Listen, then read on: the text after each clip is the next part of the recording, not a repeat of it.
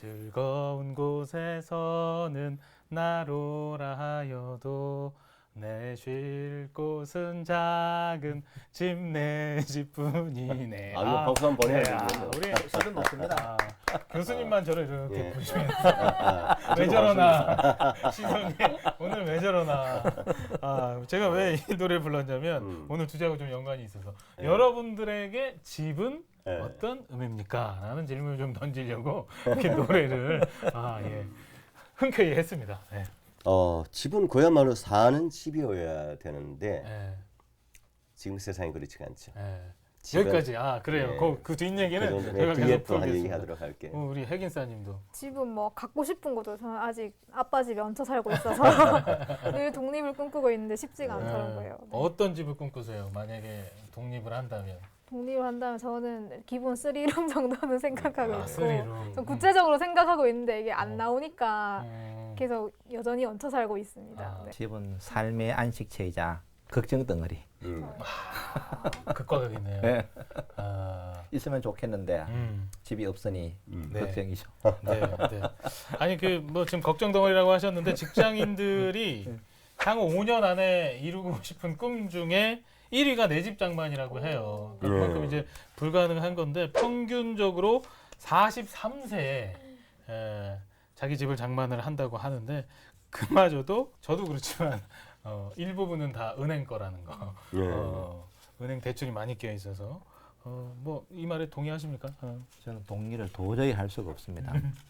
산술적으로 한번 생각해 보면은 수도권에서 집을 산다고 가정했을 때 연봉이 3천만 원 사람이 1년 동안 다 저축을 하면 3천만 원이잖아요. 10년을 하면은 얼마가 되겠어요? 3억이 돼요. 30년을 해야 9억이 되는 거예요. 네. 서울 집값이 지금 10억이 넘어요.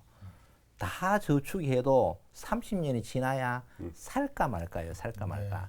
현실적으로 불가능한 거죠. 그러니까 지금 어떤 말이냐, 집포족이 나오는 거예요. 집을 포기한 사람들. 저는 여기에 동의를 하고 싶은 거예요. 네. 그러니까 청년들 3포, 5포, 7포까지 있었는데 지금 이제 집을 포기하는 결혼 꿈 희망 포기하고 그랬었잖아요. 근데 이제 집포까지 말씀을 하셨습니다. 지금 내 집 장만의 꿈을 꾸는 분들이 많다는 건 그만큼 전세 월세 지금 내 집이 없는 분들도 많다는 얘기가 되잖아요. 그래서 지금 앞서 말씀드린 대로 정부가 임대차 3법을 내놨는데 먼저 좀 개념부터 좀 알기 쉽게 설명 좀 해주실까요? 임대차 3법은 크게 세 가지로 나누어지는데요. 첫 번째가 전월세 신고제입니다. 그래서 전월세를 할 때 실거래가로 반드시 신고하도록 의무화를 시켜놓은 거죠.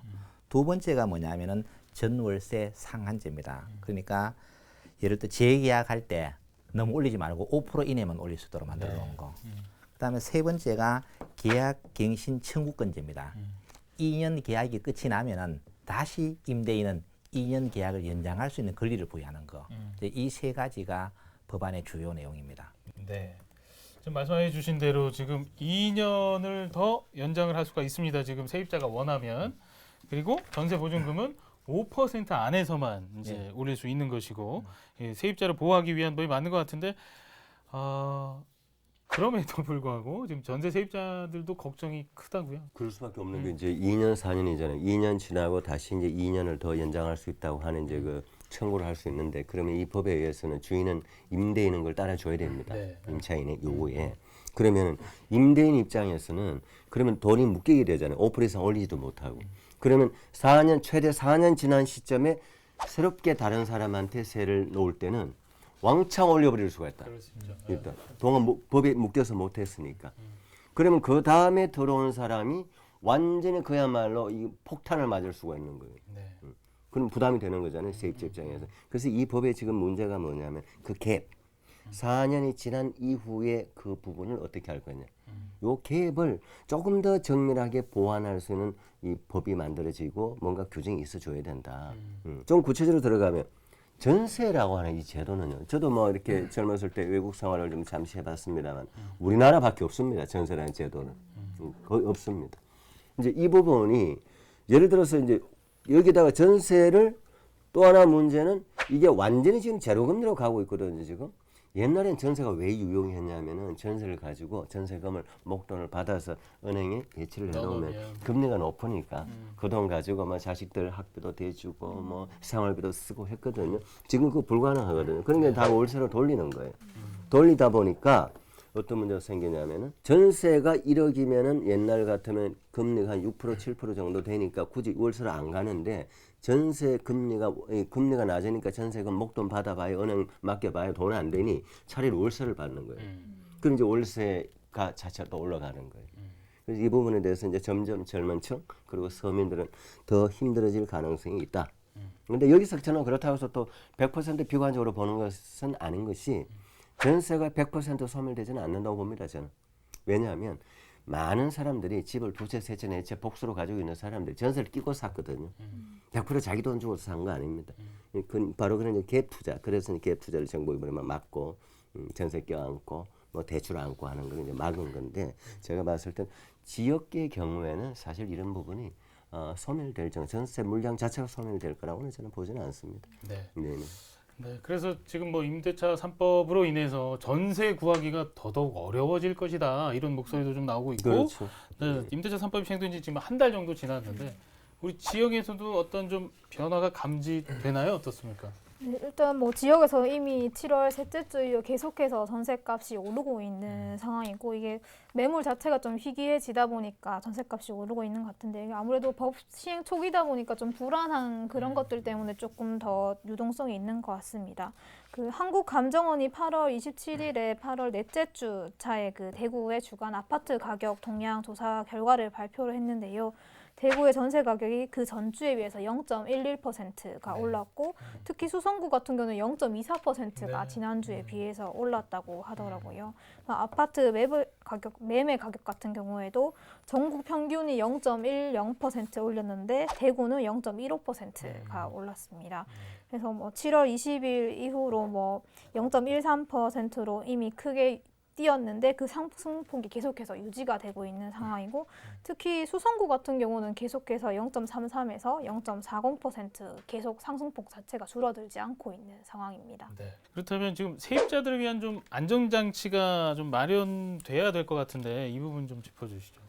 홍남기 부총리 겸 기획재정부 장관이 전월세 전환율을 현행 4%에서 2.5%로 조정을 한다 그랬어요. 네. 그럼 여기서 먼저 우리가 전월세 전환율이 뭔지를 알아야만 이해가 될 것 같아요. 예를 들면은 전세금이 1억 원이었어요. 이것을 월세로 하는데 보증금 1,000만 원에 월세 50만 원으로 했을 경우에 계산하는 방법이 뭐냐면은 1억 원에서 1,000만 원 보증을 뺍니다. 그럼 9천만 원이 분모가 되고 50만 원 곱하기 12개월 이것이 분자가 돼서 계산을 하면은 1억 원일 경우에 보조금 1,000만 원 50으로 하면은 약 6.7% 정도가 되는 거예요. 그러면 이 수치가 높으면 전세에 비해서 월세 부담금이 높다는 이야기고 그다음 수치가 낮으면은 월세 부담이 낮다는 이야기예요. 그래서 아까 4%에서 2.5%로 내리는 것은 부담금을 그만큼 줄이겠다는 이야기입니다. 그런데 현실에 들어가 보면은 한국감정원에서 지난 6월 기준으로 보면은 전월세 전환율이 5.9%, 특히 경북은 8.9%, 충북은 8.4%, 전북은 8.2%예요. 네. 그래서 지금 기존의 4%보다도 훨씬 높은데 2.5%로 하는 것이 가능하다는 견해도 많이 있고요. 또 일부 전문가들에 의하면은 이것이 대대적으로 고지가 된 만큼 충분히 가능하다. 그래서 임차인들이 분쟁조정위원회를 통해서 해결할 수 있다는 이런 주장도 있습니다. 네. 그래서 어쨌든 간에 좀 낮춰야 된다는 것은 우리가 공감하고 있는 것 같고요. 특히 그러면은 집주인이 내가 살겠다 그러면 어떻게 하겠느냐. 그러면은 임차인이 실제적으로 집주인이 2년간 거주하는지를 확인할 수 있는 이런 제도 등을 다양하게 보강을 하고 있는데 문제는 뭐냐면은 이런 제도를 만든다고 모든 것이 되는 게 아니다는 이야기죠. 예를 들어 바이러스가 발생을 해요. 그다음 백신이 만들어집니다. 그럼 백신을 만들어 놓으면 또 다른 바이러스가 또 나오는 거예요. 그래서 이것이 제도적으로 얼마만큼 정착될지는 한번 추이를 지켜봐야 될 것 같습니다. 네. 아까 우리 관심 박사님이 짚어주셨는데 4년에 한 번씩 네. 대혼란이 일어날 수도 있을 것으로 전망하시는 거잖아요. 그렇죠. 예, 이 부분 한 번만 더 짚어주시죠. 좀 그 구체적으로. 예를 들면 예, 예. 제가 임대인입니다. 제가 집이 있어요. 그래서 이제 새를 놓고 있는데 저는 이제 돈이 이제 조금 목돈이 더 필요해. 그래서 나는 보증금 한 2억 받고 싶고 또 월세도 좀 더 올리고 싶은데 이 법에서 못한 거예요. 이 법에 묶여서. 그러면 4년 끝난 시점에 당연히 더 올리게 되죠. 근데 이것까지 이 국가가 법으로 강제할 수는 없지 않느냐. 그러니까 현재 때 이번에 부동산 3법도 그 부분까지를 촘촘하게 메꿀 수 있는 법이 만들어졌거나 규칙이 있는 건 아니거든요. 촘촘하지 않다는 네, 얘기죠. 그렇죠, 예, 그렇죠. 그냥 듬성듬성이죠. 지금. 그렇죠. 예. 그래서 이걸 만약 좀 더 촘촘하게 한다면 A라는 사람한테 임대를 놨는데 4년 기한이 지났어요. 그러면 요 사이에 다른 B가 들어왔을 때 이걸 대폭 올려서 못 놓도록 해야 되는데 이 법까지를 만들기에는 이거는 공산국가도 아니고 사회주의도 아니고 그럼 엄청난 반발이 생길 거라는 얘기죠. 그래서 이제 사실 이와 관련돼서도 이 프로테이지를 또 정해주는 것이 사실 더 촘촘한 건 맞습니다. A가 아닌 B에게 새롭게 전월세를 놓을 때 이제 이 부분은 반발이 엄청 심할 겁니다. 네. 지금도 심한데. 임대차 3법이 지금 이제 그 갭 투자자들에게도 영향을 줄 것 같아요. 예, 이 부분 어떻게 전망하세요? 지금 이미 7월 같은 경우에 강남 3구는 갭 투자가 벌써 절반으로 네. 줄었다라고 하고 실제로 대구도 일부분 준 게 있다고 해요. 근데 이게 오히려 고가 주택은 갭 투자가 준 게 확실한데 네. 이게 3억 미만의 중저가 주택에 갭 투자가 왜 몰리는 현상이 좀 나타나고 있다고 합니다. 네. 그래서 오히려 집을 처음 사려고 했던 사회초년생들이 좀 갭 투자가 몰림으로 인해서 집을 또 갖는 게 어렵게 되는 그런 역효과가 발생하지 않을까 하는 우려가 지금 생기고 있는 것 같습니다. 네. 그리고 이게 전반적으로 이제 세입자들을 위한 그런 정책들이 많이 들어가 있는데 그 중에 하나가 전세보증금 반환 보증제도가 있습니다. 이게 좀 보증요율이라든가 그런 체계를 좀 대폭 개선했다고요? 예.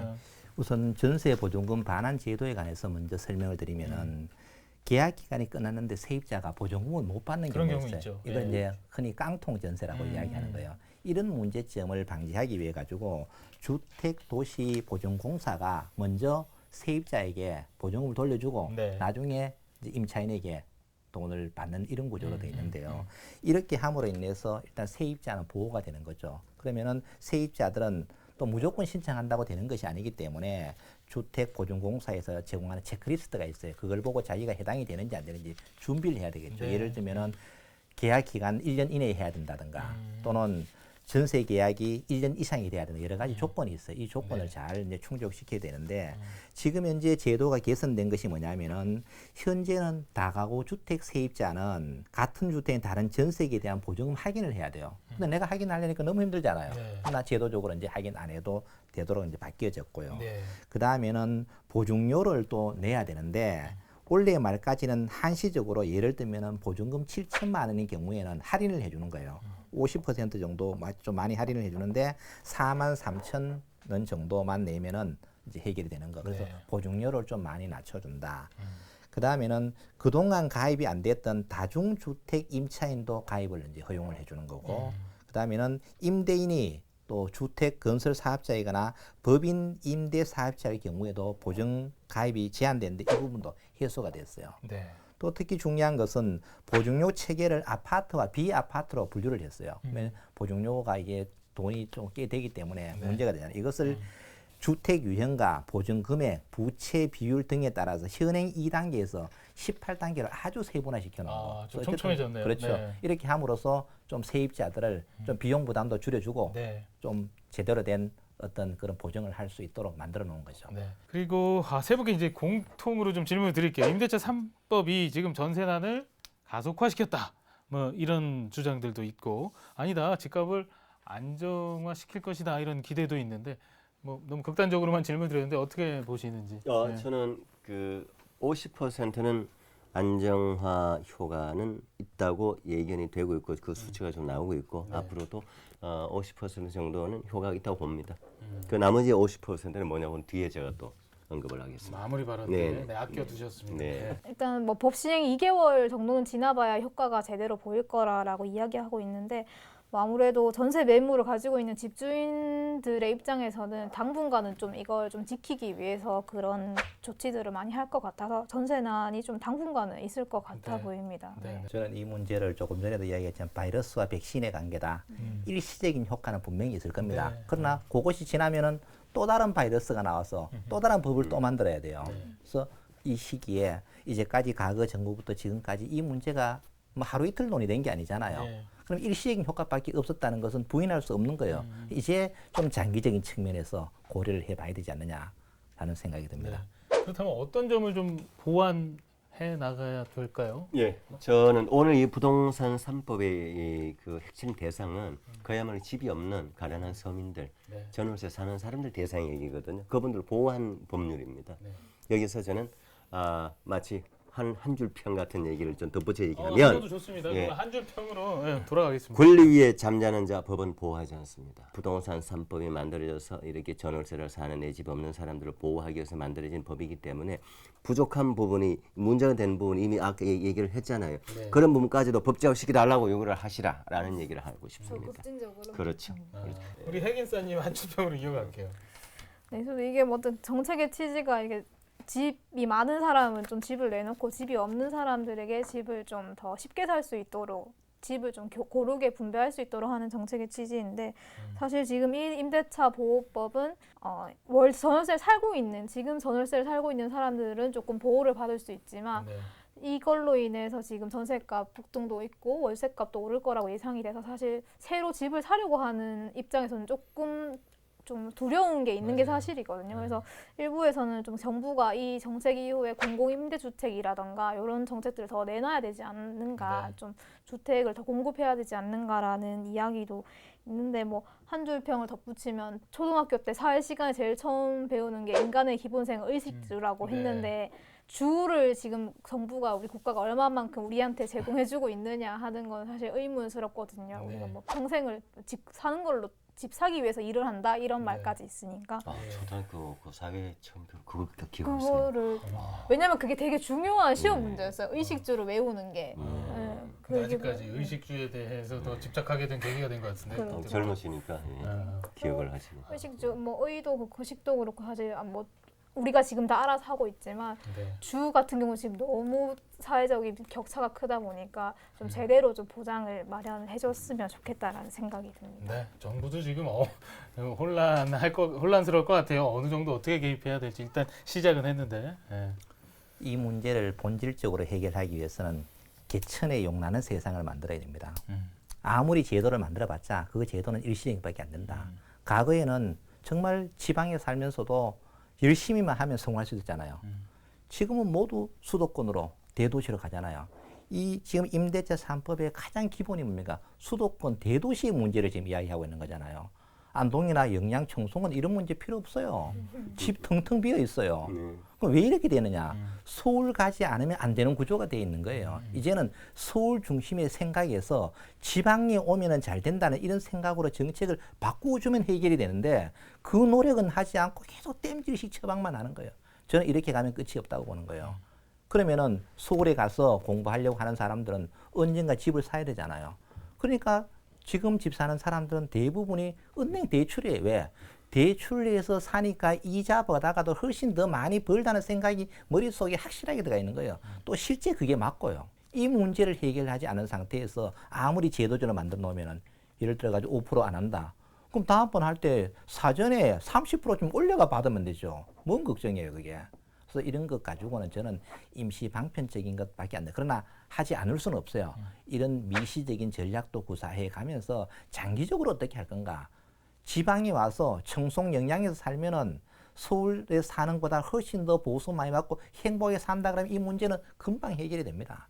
이런 정책으로. 그래서 지금 정부에서 추진하는 것이 국토의 균형 발전 정책이거든요. 이제 구호로만 외치지 말고 실제로 지방에 가서 살면은 행복한 삶을 살 수 있는 환경만 만들어주면은 저는 이 문제는 반드시 해결된다고 봅니다. 네.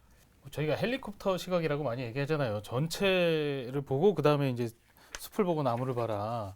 그런데 지금 이 정책에는 이 숲이 좀 안 보이는 것 같아요. 그러니까 국민들이 시민들이 좀 혼란스러워하는 것 같고, 지금 나무 한 그루만 보니까 이게 옳은 거야, 맞는 거야, 당장 전세난이 일어나고 주거 안정이 되는 거야? 물음표를 떠올릴 수밖에 없는데 정책에 있어서 일단 좀 큰 그림을 헬리콥터 시각으로 우리 시민들이 다 이해할 수 있도록 그렇게 좀 정책에 대한 방향성을 선명하게 좀 그리셨으면 하는 그런 바람을 가져봅니다. 네, 대구 경북 기자회견 어느새 마칠 시간입니다. 저희는 다음 이 시간에 더 거침없는 입담으로 찾아뵙겠습니다. 시청해주신 여러분 고맙습니다. 고맙습니다. 감사합니다.